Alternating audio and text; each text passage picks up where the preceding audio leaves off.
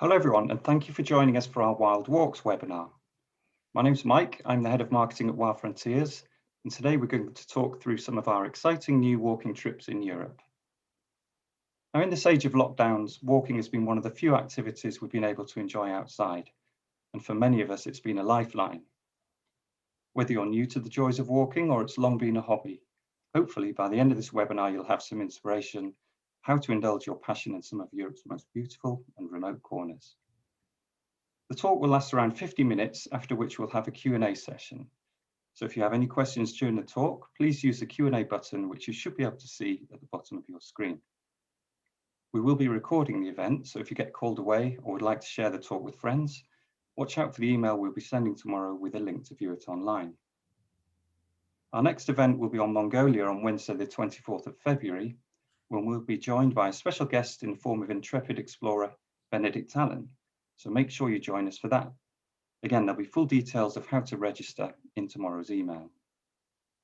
And finally, before I hand over to Jonny, under normal circumstances, we hold these events in person, partly as a way to raise funds for the Wild Frontiers Foundation. The work of our foundation is more important than ever right now, so if you are willing to contribute even a little, that would be very much appreciated. Jonny will be giving more details on how to do that in the talk. But for now, let's take a walk on the wild side and head over to Jonny. Good evening, everyone, and welcome to this, our 8th webinar. Thank you, Mike, for the introduction, and great to be talking to you again about something that I'm pretty passionate about, and I hope that over the course of the next 20 minutes or so, I shall be, 20 minutes, hour or so, I shall be able to talk you through and convince you as to why my passion for these trips is so big. As you know, my name is Jonny Beelby. I founded Wild Frontiers 20 odd years ago now.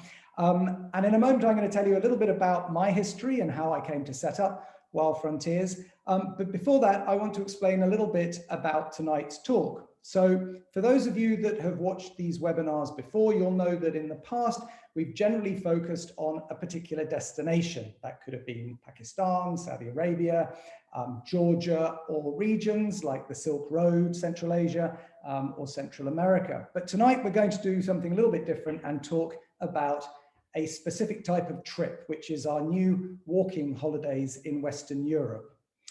So first of all, I'm going to explain a little bit about how those trips developed, why we started to develop them, and then I'm going to use 4 trips to kind of explain a little bit more in depth about them. Now, given the time restraints, I won't be able to go into a huge amount of detail, but I hope that giving an overview of these tours will enable you to understand the ethos behind them and therefore be able to understand the kind of trips that they are. We run 14 different walking itineraries across 13 different countries, but the ones we're really focusing on tonight is the new ones in Western Europe.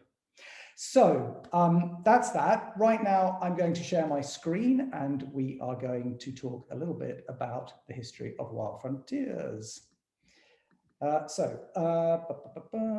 Let me just quickly go on to the first slide. So yes, those of you again that have watched these webinars or been to any of our talks will know that in the 90s, I did 3 big adventures. I rode a motorbike right the way around Africa. I walked through parts of India, Pakistan, and Afghanistan, and I also rode a horse along the Silk Road, some 3,000 kilometers.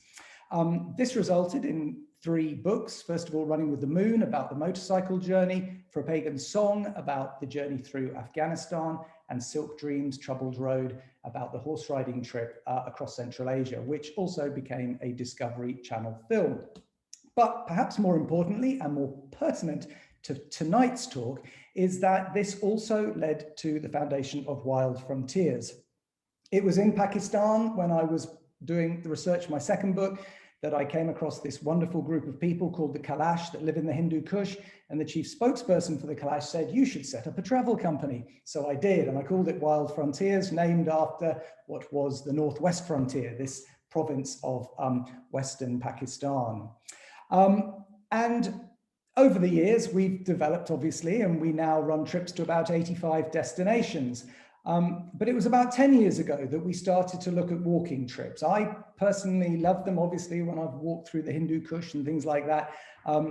This is something that very much appeals to me. But what we also noticed was that we felt there was a kind of gap in the market, without getting too kind of businessy about it. We felt that on the one hand, there were some great trekking companies that did trekking trips where the focus of the holiday was very much around the trek. So, your 14-day holiday was taken up with 12 days of 8-hour walking. And then on the other side of the coin, there were the kind of cultural holidays where people would focus on the highlights, the cultural highlights of a region, and maybe throw in 1 or 2 hour-long walks for good measure. But now what I love is a combination of the two. Yes, I want to get out there into the wilds and do some lovely hiking, but also if there's some really good cultural sites to be seen or experiences to be had, I want to do that as well. And so we set up a group of walking holidays, which we called Wild Walks, in these places that were kind of far-flung, but that are kind of stronger destinations, in places like Romania, in Georgia, in Kashmir, Jordan, Turkey, to name another few. However, it was really about 5 years ago that I started to look to different places for these trips. I did a riding holiday in the Apennines with my great friend Dom. He is Dom Mocchi. He is there in the light blue fleece. I'll talk more about him in a minute. I also did a walking trip in central Turkey, and perhaps most poignant of all, I did a beautiful walking holiday on myself just myself and my wife in a region of Spain called Priorat in Catalonia. And this made me realize that Europe, closer to home, also had some incredible landscapes, some amazing culture, some great history, of course, some brilliant food and wine, and also not many tourists. There were places that were completely off the beaten track. And so I thought, why not? Let's start running some trips closer to home. I came back to London and I said to Mark, our head of product and operations, who many of you will know from these webinars, I said to him, come on, Mark, how about it? He was not impressed. So I went to my other colleague, Anna, who's head of product, and I thought she would back me up. She wasn't that enamored with the idea either. Anna's problem was that she was overworked already. We were setting up trips all over the world. We were setting up trips in Papua New Guinea, in Central Asia, in South America. She thought the idea of setting up trips in Western Europe was just a bit too much for her. Mark, on the other hand, was more concerned about the brand. He felt that running trips in Western Europe, we were a brand that had developed and developed well out of the developing world. And Mark felt that going into Western Europe would dilute that brand a bit. So I bided my time and I took a step back. But then, of course, the world changed and COVID came along. And what COVID did was it gave the argument 2 new strands. First of all, we weren't sending thousands of people on trips anymore. Therefore, we had time to develop some new product. And the second most important thing was that we felt right from the start that Europe would be the first place to open up. Certainly for us Brits, people watching, if you're watching from the UK, we felt that Europe would be the first place to open. And so, what we felt more than anything was that it was important to start getting some trips going, as many as we could, as quickly as possible. And that goes for this year as well, where we're pretty sure that when travel does start again, it'll be from Europe spreading out from there. So Mark and Anna grasped this idea, and with others in the office, we all got together and we started to think of what trips we could run. And it turns out we had a lot of knowledge on hidden Europe. And so we started to put some trips together. And I was lucky enough to recce them last year. So I did a trip up to Scotland, to the Orkneys. I did a trip into the Apennines, to Turkey, and also to Greece. And those are the 3 of those trips are going to be the core of what I'm talking about tonight. I'm also going to talk about the trip in Spain. So what is it that makes these trips special? Well, we wanted them to have some really good walking. This isn't just throwing in an hour walk here or there. This is some proper, really good hikes. We try to make them about 10 kilometers long, maybe taking 4 or 5 hours. Some will be longer, some will be a bit shorter, but you will have some really good, proper hikes through some beautiful landscapes. If there's some wonderful culture to be seen, we want you to enjoy it. We want to go there to learn about history, to learn about the place, so that you come away more fulfilled and knowing more about that particular location. If there's wildlife to be seen, again, we want to try and make sure we get to see as much of that as possible. And of course, food and wine. One thing that Europe does incredibly well is its food and its wine. And so we want to make sure you indulge as much as you can in that. And it's worth remembering, of course, that although we're all used to going to Greek, Spanish, Italian, Turkish restaurants in London, Paris, or Los Angeles, what is true is that, you know, in those places, the cuisine tends to be fairly cliched to that, you know, the main national dishes of those countries. When you go traveling into the more rural, remote parts, you're going to experience different kinds of food cooked by your host, which kind of is represented by the agriculture of the area, that sort of thing. So, you know, don't think this is just the same as what you'd have in London, Paris, or Los Angeles. It isn't, but it is going to be delicious.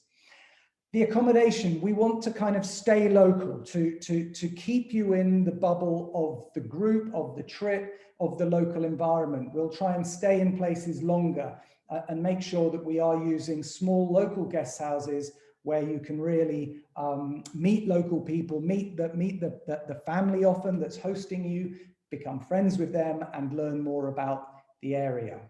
And then of course there are the guides. So this is Dom, top left, Dom in Italy, Tassos in Greece, Tolga in Turkey, and Miguel in Spain. Wild Frontiers on our group tours, of course, we send tour leaders, and they're very professional, very well-versed people that often know their regions very well. But these guys were born in their areas. They are passionate about their areas, and they will not only give you an enormous amount of information and you know, you will learn a lot through them.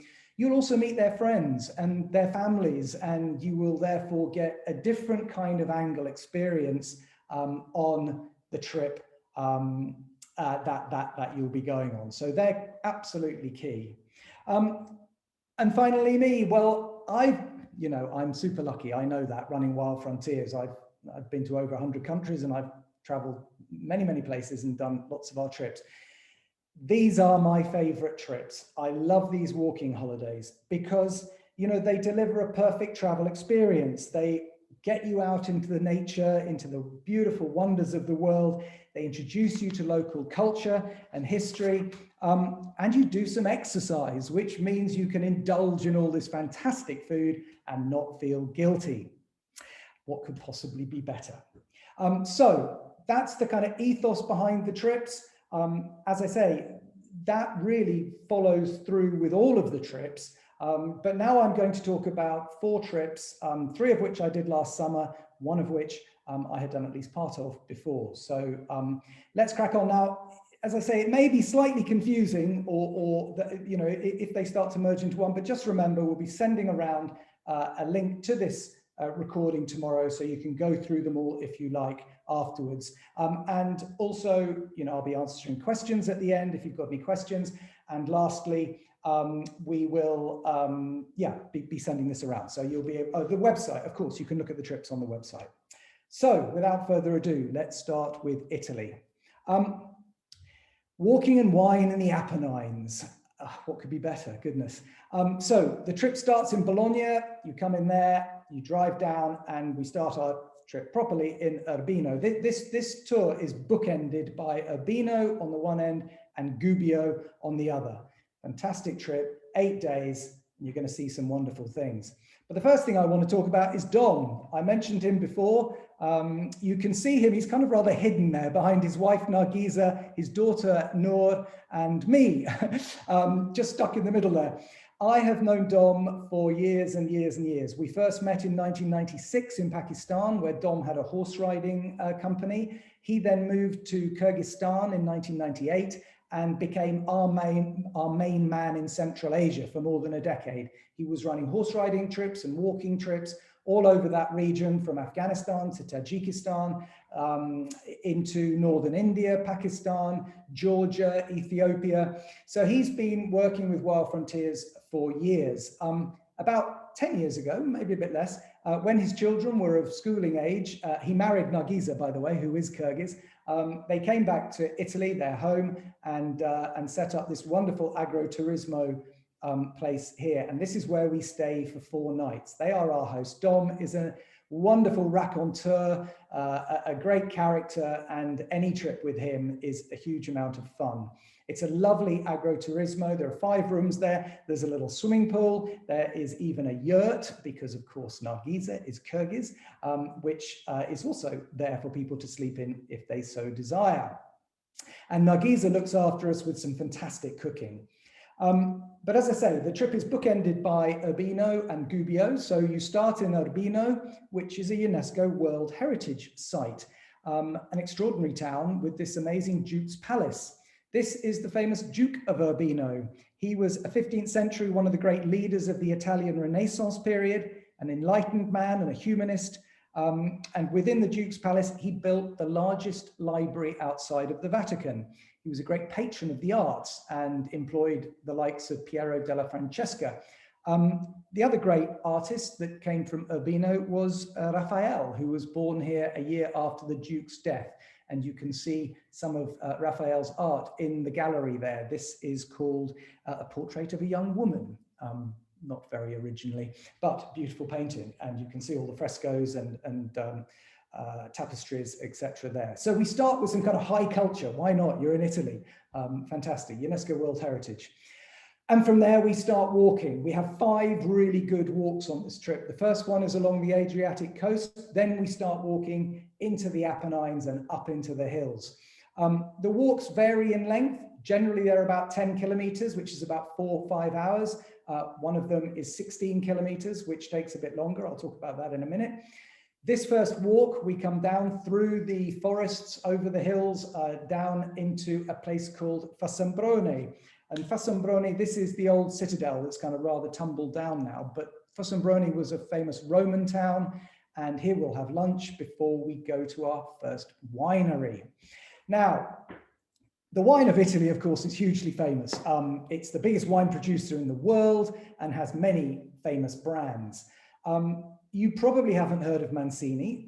The wines of Le Marche are not as famous as, say, the wines certainly of Piedmont, where you have the Barolo wine, but there is a similarity between the two. As you can see here, the vines in Le Marche, where we are here, go down into the Adriatic, just like the Piedmont vines on the northwest side of Italy, which means they get the sea mist that comes in and kind of clouds the vines in a salty mist. And this gives the wine ever such a slight salty flavor, which may not sound very nice, but believe me, for those of you that have tried a nice bottle of Barolo, you'll know what I'm talking about. It's delicious. The Mancini brand make 2 excellent wines. One is a Pinot Noir that you can see here, and the other is a Sangiovese.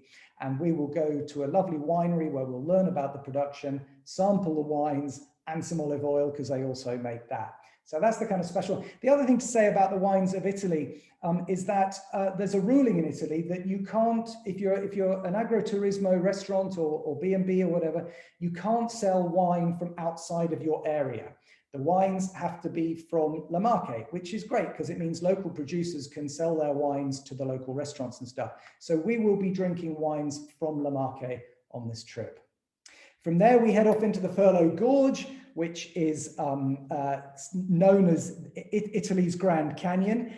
It's a route through the Apennines that was first opened up by the Etruscans in 220 BC, widened by the Romans in the 1st century AD, on a route that was known as Via Flaminia, which was the road between Rome and the port of Rimini. In this gorge, there are 2 pairs of nesting golden eagles, which we can also see. We get to the top of the gorge where we get these fabulous views, and we sit on this rock here and have lunch. You might have noticed that in the video at the beginning. And then we have this fabulous walk all the way across the mountains. Now, if you look in the distance, the furthest mountain there with a little bit of cloud on top, that's called Monte Nerone. And that's where we're heading, because on the other side of that mountain is where Gubbio is. Not all in one day, I should add. But this is quite a long walk this day. It's 16 kilometers. Takes us, you know, with a nice lunch and a bit of a sleep on top of the mountain, about 6 or 7 hours. And we arrive into this lovely agroturismo place where it's actually where Dom keeps his horses. It's a lovely restaurant. It's a stable area. We'll do a bit more wine tasting there. You'll have earned it after your big walk. And we have a delicious dinner there. It's called Casa Magdalena. And then we go back to Dom's. And then the next day we carry on and we do another journey. And there are all these lovely, beautiful little Italian towns through this area, which again, very few people go to. Piobico, we come to an incredible castle called Castello Brancaleone, which we will go and visit, have a look around. It's from the Renaissance period. It's now a nice museum inside with some of the most exquisite frescoes on the ceiling you'll have ever seen. Again, we were the only people here. As we've done a big walk the day before, we do a smaller walk today. It's about 2 hours. We go up the river to this absolute little piece of heaven. It's a little hamlet called Baccardi, where there is a tiny guest house called Slocanda, run by the absolutely lovely couple of Betty and Lorenzo. The attention to detail, I'm very lucky. I've stayed here twice, once on a horse riding trip and once last summer with this, while recceing this particular walking tour. And you can see the attention to detail that they do is so magical. Look at the towels on the bed, you know, green and yellow, yellow and green. It's very cute. It does require, because there are only 3 rooms there, there's no single supplements. I think it's 4 rooms, is it? No single supplements, so we all kind of have bunks and that sort of thing. There is another little Airbnb in the same, in Baccardi, where we can take extra rooms if we need it. Lorenzo is a fantastic chef, and he cooks up the most stupendous 5-course Italian banquet for us, all washed down with more of the lovely local wine. And then in the morning, you can learn how to make pasta yourself. They make the pasta in the morning, so it sits for a while before they cook it in the evening. And we show our hand in making ravioli and tagliatelle, etc. So that's good fun. Before we head off on our last big walk over Monte Nerone, we don't actually go over the top. We kind of go around to the side. We get to about 1,250 meters before we head down into Gubbio. One last thing, we go past this extraordinary arch, which again, there's not really any even track there. It's incredible. And then we come down into Gubbio. Gubbio is a medieval town, stunning architecture set amongst the hills of the Apennines. The highlights are the vast piazza. You can see it there, a wonderful museum. And so they say the 2nd largest surviving Roman theatre in the world. Here we'll have 2 nights, so we can really enjoy it. We actually do a walk. If you look at the picture bottom right, we do a walk up that hill to a monastery at the top, and then do another walk all the way around where we come back into town along an aqueduct. So that takes a couple of hours. We have lunch at the top. So again, nice walking, good culture, and we'll have dinner at a lovely restaurant before heading back home. Now, of course, I couldn't finish Italy without talking a little bit about the food. Again, I don't need to talk much about it, but as I say, keeping local, you'll eat a lot of good local stuff. You will also, of course, have a pizza if you want it. We went to a lovely pizza place in Gubbio. And if you're there in October, you'll be lucky enough to sample the amazing white truffles, because the area is quite famous for its truffles. So that is Italy. Now, I've put this slide in behind each trip. I'm not going to read through it all. It's all there. It just gives a basic kind of outline. You know, 8 days on the trip, 5 good walks, certain bits of wildlife, incredible culture, and a little bit about the local wines. That's so that if you want to watch this afterwards, this will give you some of the kind of highlight key info of the trip. So next, I'm going to have a quick glass of water because I'm getting a dry mouth. So the next one we're going to talk about is Spain. Walking and wine in the heart of Catalonia. And the reason why I put this behind Italy is because They're quite similar in many ways. They're very local trips. They stay very local. They only use a couple of destinations. You'll stay in the same place, 3 nights in Priorat and 3 nights up in the Montseny National Park. You can fly into Barcelona, have an extension there. So great walking, great food, great wine. So it's a similar kind of ethos to the Italian trip. Now, as I said at the beginning, one of the reasons why we decided to set these trips up at all was because of this journey that my wife and I made to Priorat back in 2017, I think it was. A friend of ours had a birthday party in a town called Sitges, which is just south of Barcelona. And another friend happens to own a tiny little vineyard in Priorat. And he said he'd been banging on about Priorat wine for ages. And I have to say, had given us some and we thought it was pretty delicious. So he said, if you're going there, just drive in. It's only 65 kilometers from the coast and you'll find a piece of heaven. And my goodness, did we ever. The landscapes of this place, the architecture of the little villages, and the wine, it's absolutely stunning. And there were no other tourists. We stayed in Pereira, the village here, with the vines all around. Every evening we would sit in the town square on our own with the locals, drinking wine and having a good time. And we stayed at this beautiful place called Cal Pereira, which is where you will stay on the Wild Frontiers trip. We were looked after by a wonderful woman called Isabel, who speaks perfect English and was a great, great host. We went for some fabulous walks. This is my wife, Anna. Just absolutely stunning landscapes, as you can see here, and very varied. The 3 different walks we did were very different. We also went to this extraordinary place, which is a Carthusian monastery called Escala Dei, which I believe kind of means stairway to heaven. And you can see the landscape in which Escala Dei sits, and we will be doing a 3-hour round circuit hike of the monastery there. It was the monks of the monastery that really first developed wine in this region.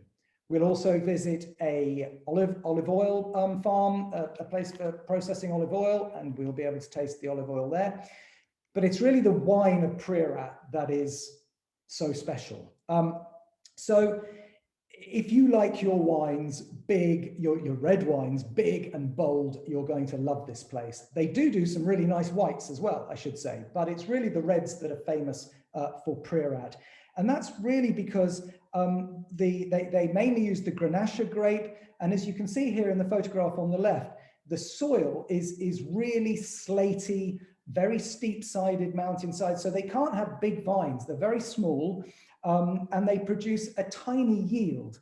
But because the roots of the vines go deep, deep, deep into the ground, they pull up all the minerals and just make this absolutely delicious wine. Now, if you think that in Rioja, where they have more fertile soil, they will be producing something like 20,000 bottles per hectare. Here in Priorat, they're only producing 2,000 bottles per hectare, so not very much. And in fact, the story of Priorat wine is quite interesting because it was developed, as I say, by the monks of Escala Dei 1,000 years ago. But by the middle of the 20th century, it had all but fallen away. And these vineyards had crumbled into pretty much nothing. And they were really only being used by local farmers just making a local wine for local consumption. But in the early 90s, a wine producer from Rioja called Alvaro Palacios, who had learned his trade with no less than Petrus Winery in Pomeroy in Bordeaux, came to the region and started reviving it. And mainly through his signature wine, L'Ermita, turned this into one of Spain's premium wine regions. Now, if I told you that a bottle of wine can cost you nearly £1,200, you might be rather surprised, but that is what some of this wine costs. Not the wine we'll be trying. The wines generally are around somewhere between £18 to £30, or 25 euros to 50 euros. But there are fine wines here, like L'Ermita, which is over £1,000, which is a pretty extraordinary cost for a bottle of wine. From here, we will head up to Montseny Nature Park, where we will do more walking. We'll stay in a lovely guest house, but all this time, we're just going to be our group in these places. There won't be other people. So we'll be within our bubble the entire trip, which will be fabulous. Lovely place to stay. From here, we'll go walking in the beech forests, which are the southwesternmost beech forests of Europe.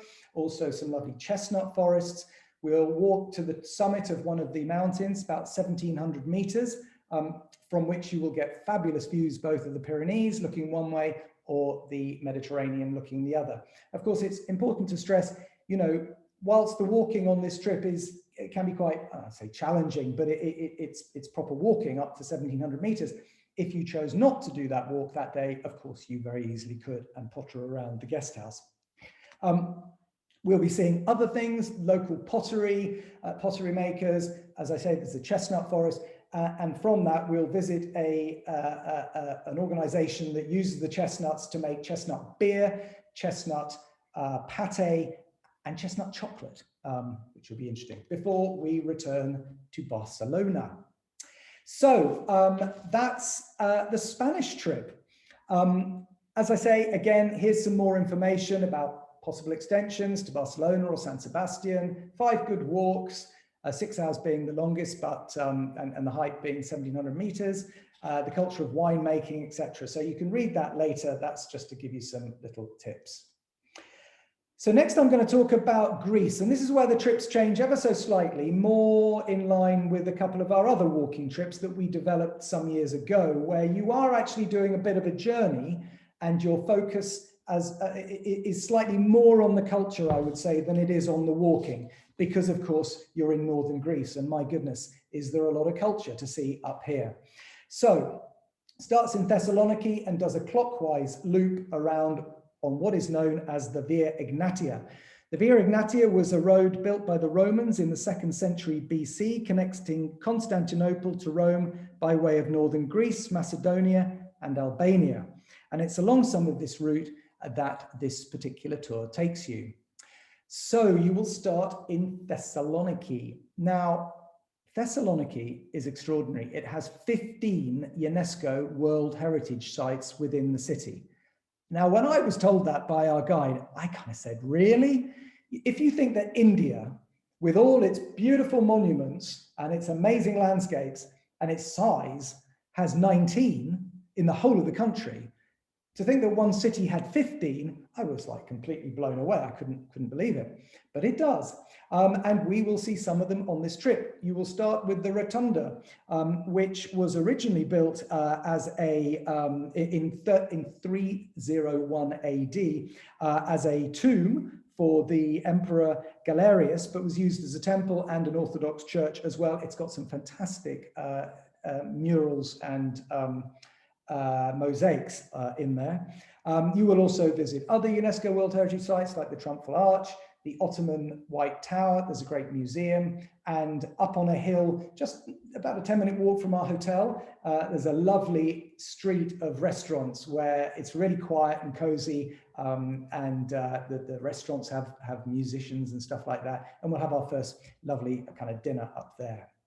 From there, we head west via a place called Palais, which is the birthplace of Alexander the Great, and Vergina, which is where the tomb of his father Philip II is. Both have extraordinarily good museums. We'll have a look around there before we get to one of the highlights of the trip, which is Meteora. Now, they say a photograph can sell a holiday. Well, in this case, it was slightly the other way around, because it was this photograph, or not this actual photograph, but a photograph of the monasteries of Meteora that piqued my interest for the first time in this region and really made me think, goodness, we really must be doing a trip here. It's an extraordinary place where these amazing sandstone cliffs jut out of the ground and have given the monks these amazing opportunity to build their monasteries in these places, so that they're away from any problems, any invading forces, or the kind of the temptations of the world below. At its peak in the 16th century, there were 24 active monasteries. Now there are 6, and you can visit them, and some of them are very big. like this one, which is the Grand Monastery of Meteora. We go in there, and really the insides of the churches themselves are extraordinary. The frescoes, absolutely mind-blowing, illustrating stories from the Bible. We get there by walking. It's about an hour and a half walk up. When we get to the top and we've had a look around, we will then go for a lovely loop walk all the way back down and round into the town, which will take another 2.5 hours, when we will then have a really nice lunch at one of the tavernas outdoors. That's Meteora, absolute highlight.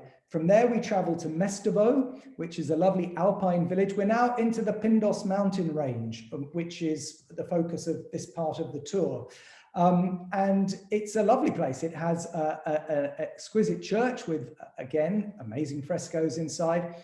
And believe it or not, it's a ski resort. Now, I didn't realize that Greece had skiing until I did this trip. And that lends itself to some fantastic walking. So we do a lovely kind of 4 or 5 hour walk up into the hills, come all the way back down. We go through some farmland. We see how the agriculture is before we come down to the back into the village, where we stay at this the Kadoji Avarov winery. Now, not only is this a great place to stay, it's also home to one of Greece's best known wines. Located on the edge of the village at about 1,200 meters, its story began in the 1950s when Evangelos Avarov planted Greece's first Cabernet Sauvignon vines on the slopes of Mount Pindos and bottled it in a wine we now know as Kadoji Avarov in the cellar of his home.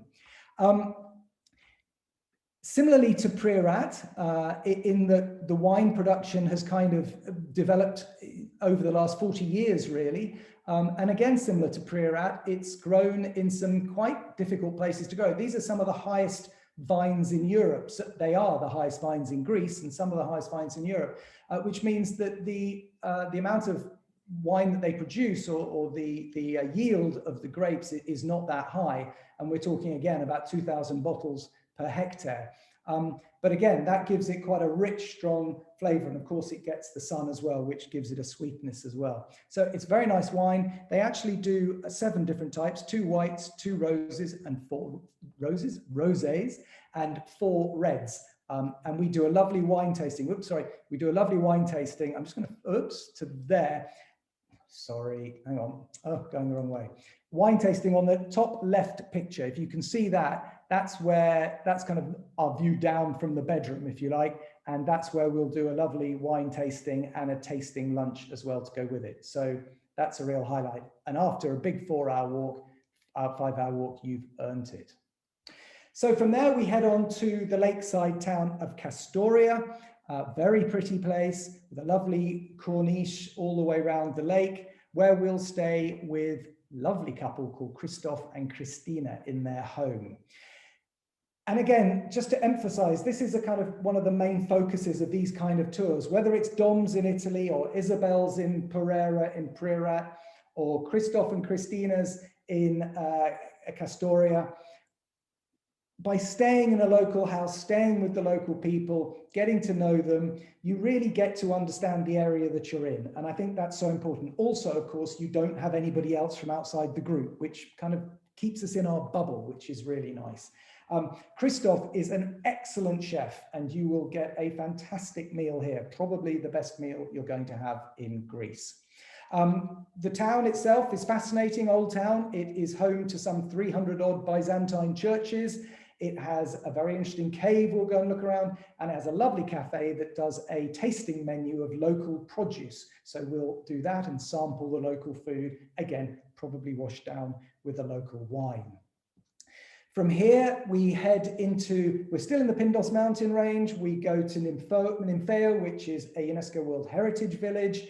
We'll go to a bear sanctuary here, where we'll learn about how these bears get brought in from captivity, often being used still as dancing bears and stuff like that. And then they're looked after here. They get brought in from countries all around, from Albania, from Bulgaria, from Macedonia, and looked after here. And we'll go walking in the hills to see where the bear's kind of natural habitat is.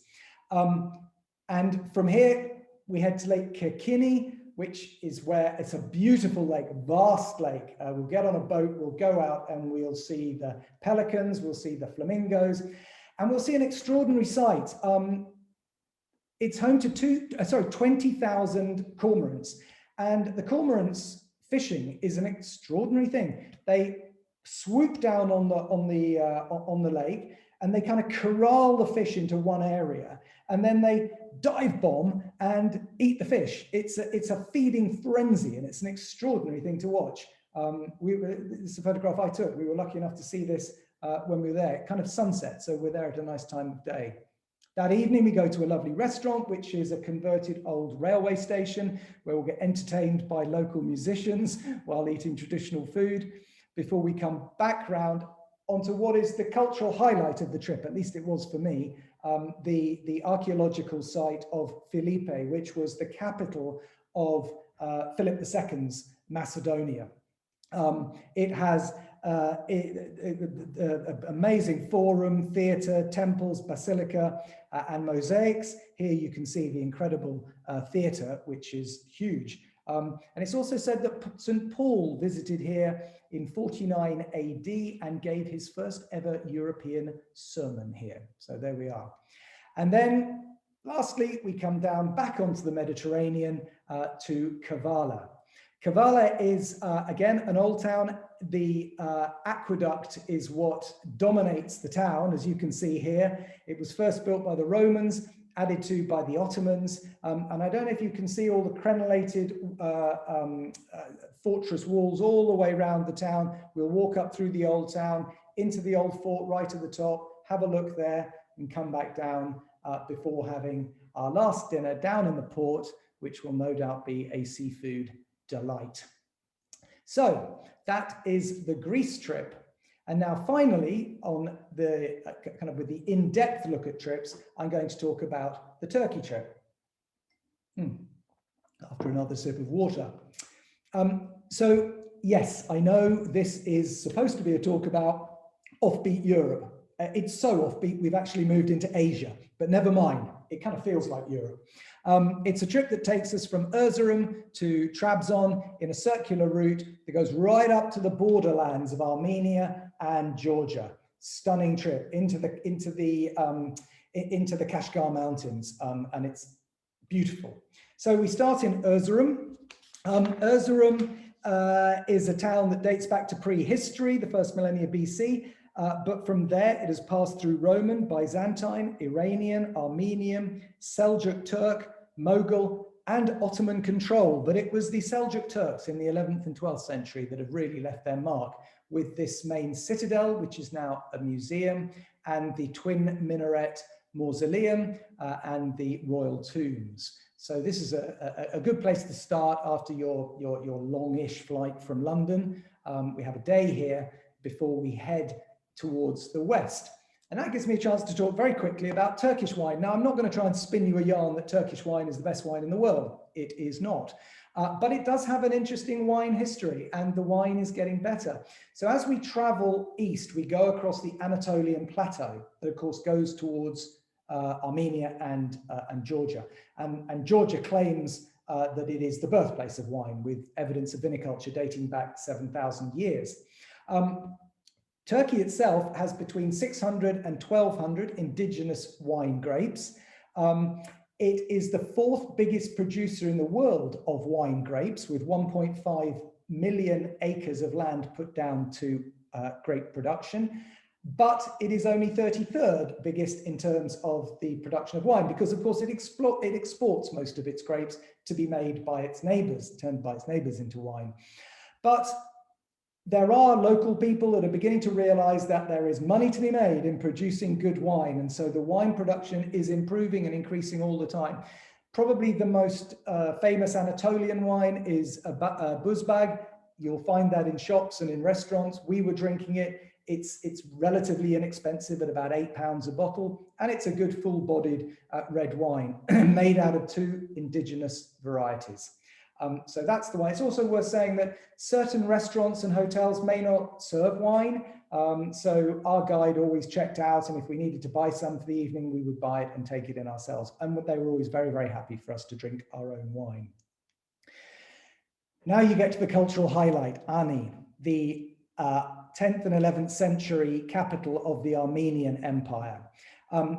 This sits literally right on the border between Turkey and Armenia. On where the church is Turkey, the river running through, and Armenia on the other side. And of course, sadly, because of the lack of communication between Armenia and Turkey, Armenians are not allowed into this part of Turkey, and so they can't see what is their old capital. Lucky for us, we can, and it is an amazing site. It's set over 14 square kilometers, so it takes quite a long time to walk around, probably 3 or 4 hours. There are some extraordinary ruined churches. It used to be, back in the day, it was of course on the old Silk Road, a very famous town, very important town. It was home to 100,000 people and was known as the town with 1,001 churches, and was very, very advanced. It was until the Mughals kind of first knocked it down in 1236, and then it had an earthquake a few years later in 1319, which kind of rather knocked the stuffing out of it and never really recovered from there.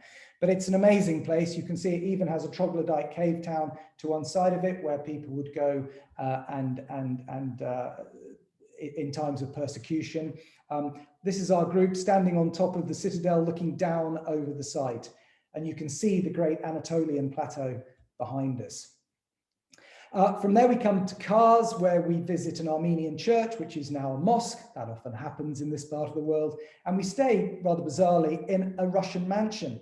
Now, between 1878 and 1917, the Russians ruled this area.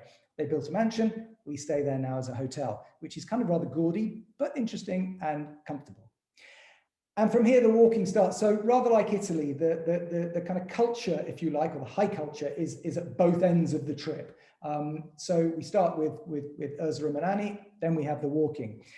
And the walking here is fantastic. A little bit more challenging possibly than, certainly than Greece. You know, you're getting up to some reasonable altitudes on this trip.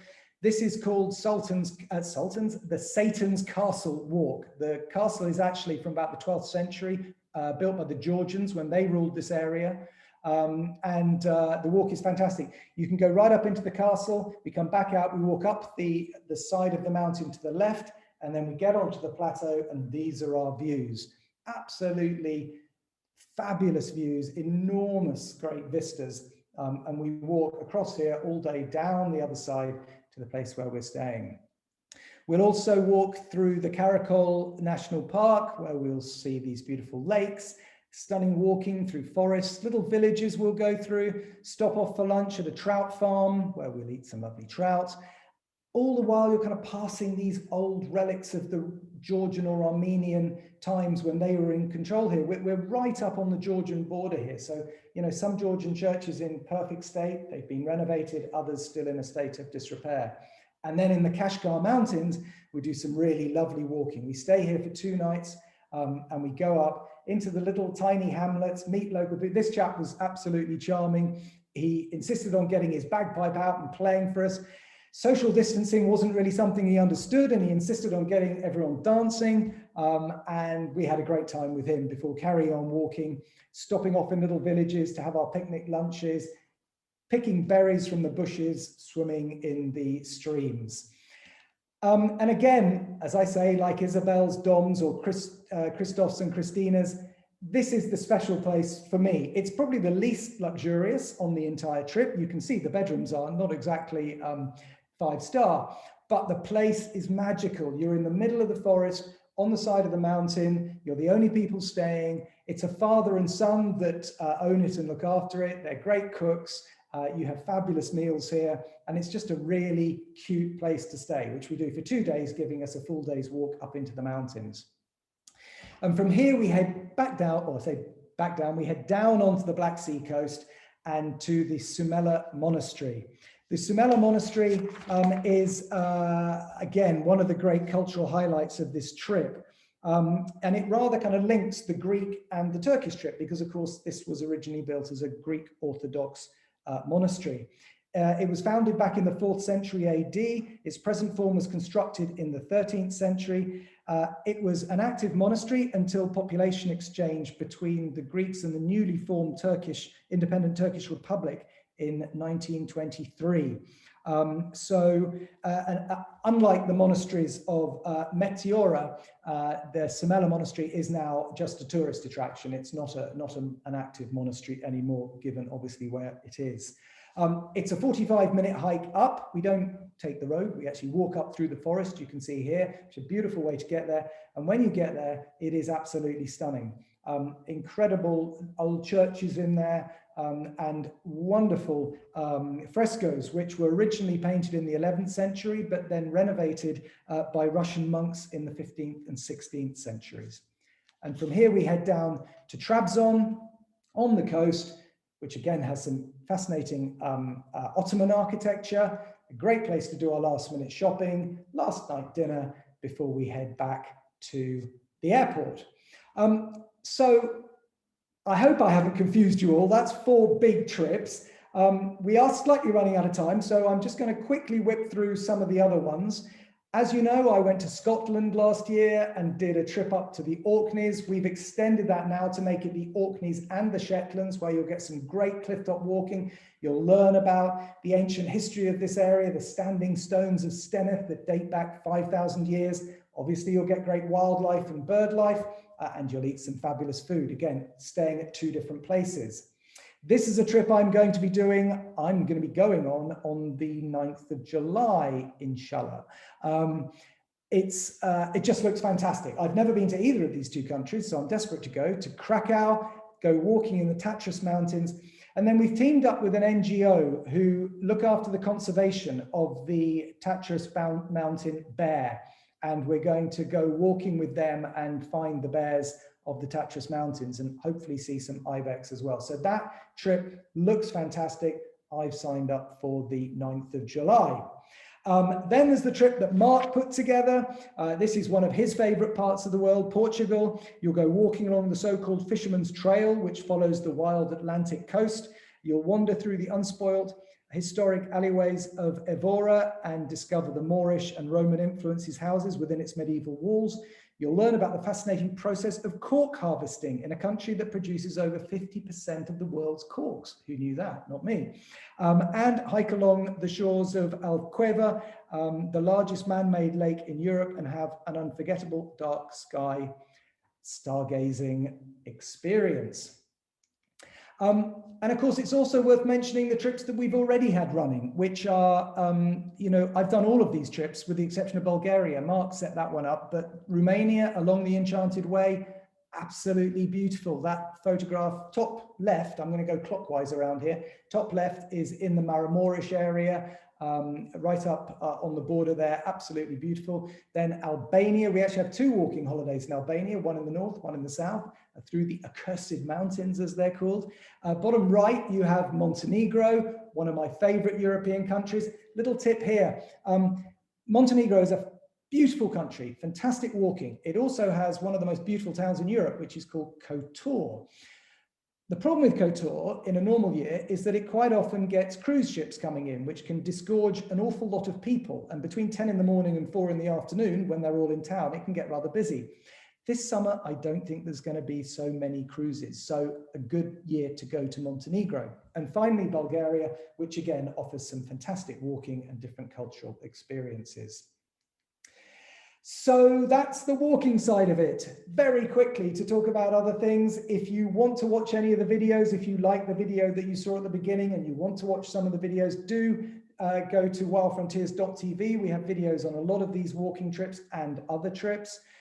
If you would like to book a Zoom consultation with one of our specialists, please do that. We have specialists in South America, in Central America, in Africa, in Southeast Asia, Indian subcontinent, Middle East, you name it. And these guys really know what they're talking about. So do set up a Zoom consultation. We're all in lockdown. Get planning, get things sorted out. So when we can travel, you've got something already in the bag. As Mike said at the beginning, our next Zoom evening will be on the 24th of February with the indomitable Mr. Benedict Allen. He is a great friend of Wild Frontiers and a personal friend of mine, and he's going to be talking us through his extraordinary journey through Mongolia on his camels at a time when you didn't travel with backup and satellite phones and GPS and all this. You just got on your camels and off you went, and he will be telling us about that. And Mark will be talking to you about what we do in Mongolia and therefore what you can do with Wild Frontiers. And finally, as Mike said, yes, the foundation, during normal times, we do these shows, these presentations at the Frontline Club or the Royal Geographical Society, where we raise money for our foundation, which does a number of really good causes. If you would like to see about those causes, just log on to wildfrontierstravel.com/foundation and have a look. And if you did want to make a small donation, that would be most wonderful. We still have a reduced deposit, £200 for groups, $250, 10% for tailor-made adventures. And we still have our COVID promise, of course, which is if the trip can't go because of COVID reasons, we will give you a full refund or you can transfer to another trip. And finally, just to talk about the tours, maximum group size 12, although on some of these walking tours are actually less. Italy, for example, is only 8. Great tour leaders, local guides, interesting, comfortable accommodation and transport, full boards, so almost all meals are included, COVID health and security policy in line with the World Tourism Council. And for tailor-made, we have a full team of travel experts, both in the UK and US, expert knowledge in their areas, and we are ATOL protected. So Mike, I know it's about 7 o'clock now, we're slightly kind of run over, but if you have any questions, I would be very happy to answer them. And I'm just going to stop sharing my screen so people can see us properly. There you go. Great, thanks, Jonny. Well, just before we head into the questions, I'd just like to apologise for anyone who couldn't get in at the beginning of the webinar. We normally have a capacity of 100 for of 500 for these webinars. For some reason, the capacity was decreased for this. We're looking into why that was. As soon as we found out, we upped it again. But it does mean that some of you got in late. So I'm sorry about that. We will be sending a link to the recording tomorrow where you'll be able to catch up on what you missed. Once again, apologies for that. So on to the questions. We have one from David who would like to ask, are all the walks compulsory? And it's similar to a question from Margaret, who says she loves walking, but her partner doesn't so much. So would a trip like that work for them both? Yeah, absolutely. I think it's a very good question. And the answer is none of the walks are compulsory because you're not actually traveling from A to B by your walk. And therefore, the only way to carry on the itinerary is via the walk. And we have situations exactly like that. Husbands and wives, one wants to do all the walking, one wants to do just some of the walking.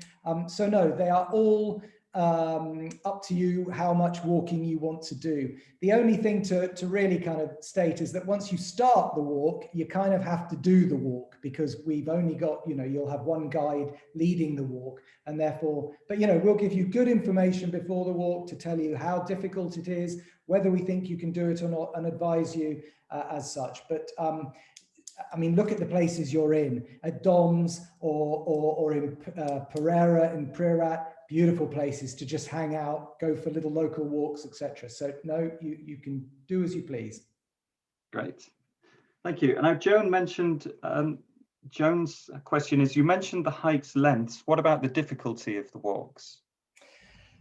Again, it does vary. I mean, these are all walks that would be classed as moderate. There's no serious trekking in any of these walks. There's no scrambling. There's no, ropes or necessity for getting down on your hands and knees. They're all on good mountain trails. They're all waymarked. So they're all good walks. There are 1 or 2 areas where you might have to go up a bit. And I'm thinking particularly the Devil's Castle, Satan's Castle in Turkey. There's quite a steep walk up out of that kind of gorge up onto the plateau above. And the other walk in Italy, which is 16 kilometers, but that's more about length than difficulty. None of these walks are technical. None of them are very hard. I think, again, the only thing that one might want to think about is that in Turkey, you're starting to get a bit higher. You're getting up to 2,600 meters. So, but in Italy, you're basically around 1,000 meters. So that shouldn't really be a problem. So no, they're not tough. They're moderate walks. Great. And a similar sort of question from Elaine, well, Emma, sorry, what fitness level is required for these tours? Well, I mean, again, you don't need to be super fit. You don't need to go off training for them, but you need to be able, you need to be somebody that enjoys walking, to go walking and enjoy 4 or 5 hours walking. If you do that, you're fit enough. If you only like to go for a half-hour walk, then maybe you need to get a bit of training in beforehand, but they're not super difficult walks. Great. Just a couple more questions then. Sheila, what's your approach to single supplements for solo travelers? That's from Sheila. Well, most of these trips, like all Wild Frontiers trips, have a single supplement attached to them, so that if you want to have a room on your own, you can do that, but you have to pay effectively what it costs us to pay for that extra room, because we always get charged double room occupancy. On some of these trips, though, it's limited. So, for example, at Slokanda, which I was talking about, there are limited rooms, and we all kind of bed down for the night in bunks and what have you. So it's almost more like a refuge, if you like. But most of the time, if you want a single room, we can get you a single room. Great. Finally, a few questions about the same subject, not surprisingly. There's one from Hope saying, what are our thoughts on US clients being able to get to Europe in late fall? Will Europe open up? Another one from Juliet saying, will we need to have a negative test result before joining a tour? And finally from Jerry saying, he sees we have some April departures advertised. Will we build a COVID test into the itinerary? Will we require a negative COVID test? Okay, yes, the thorny issue of COVID. Evening, Hope, or I should say afternoon to you. I'm assuming you're in the States. Nice to see you on the webinar. What we think about this for our friends from America, and what has proved kind of popular so far, is that our American clients tend to come over and fit one of our tours into a kind of bigger trip to Europe. So a lot of our American friends have family in Italy or whatever, and they want to do a bigger European trip, but they kind of fit our 1-week tour, whichever one it might be, into that little trip. Do I think Europe will be open by autumn? Goodness me, I hope so. And I would say that is a very good bet.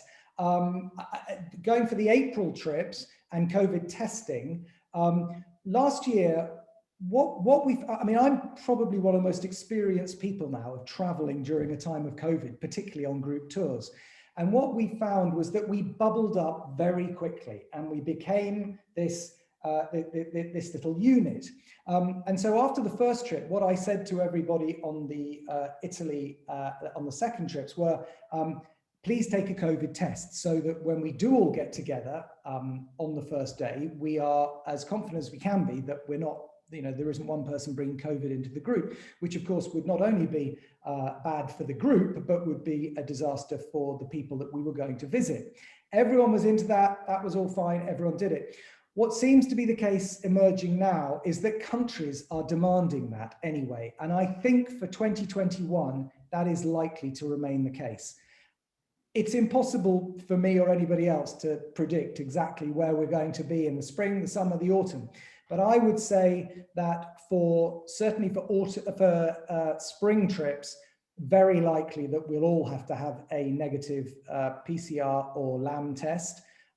Probably that'll be the way for the summer as well. I know people are looking into vaccine passports and stuff like that. So it's going to be an ever-moving situation. I've got my name down for the April trip to Spain and the July trip to Poland and Slovakia. So let's see how things play out by then. Obviously, if one can't go in April, we'll move to May, etc. But I think we're all going to have to be flexible through this year. And really, I think there will be certain things we have to do until we're all back in play, probably in 2022. Thank you, Jonny. Yes, fingers crossed for a good summer of travel ahead. So yeah, just a reminder then that our next webinar will be on Wednesday, the 24th of February on Mongolia with Benedict Allen. I assure you we won't have any issues with joining. Sorry again for that, for those of you who joined late. So look out for the email tomorrow where we'll be sharing the video of this as well as information of the forthcoming webinar. And yep, stay well, stay safe, and see you all again soon. Yeah, thank you very much, everyone. And please, as Mike says, do stay safe. Thank you.